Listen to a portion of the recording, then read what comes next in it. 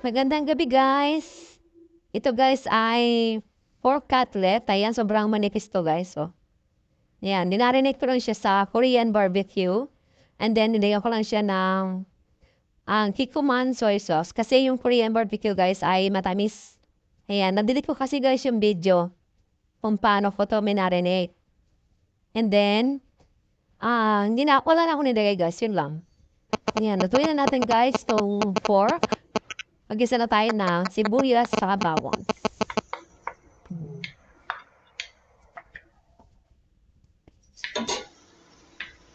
Yan, okay na to guys. Hindi kailangan sobrang gisa.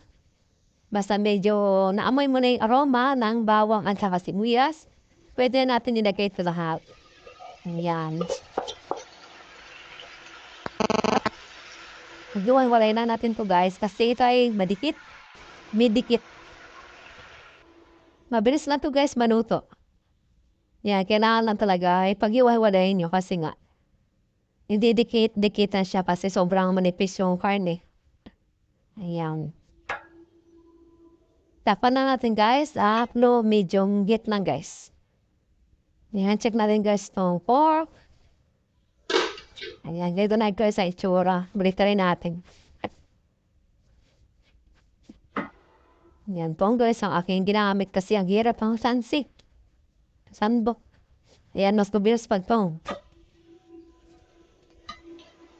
Ayan, hintayin na ulit natin to guys mag-evaporate ulit. Konti na. Hindi konti pa. Ayan, nilaw pa yung kabila.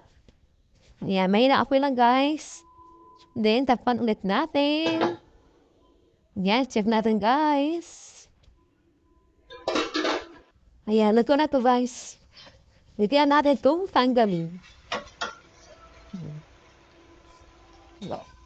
Gamin. Ayan, luto na guys. Ito na yung aming hapunan ngayon. Ayan, ito na guys yung aking niluto, dagdag ulam. Ayan, ito yung mga tirang ulam namin.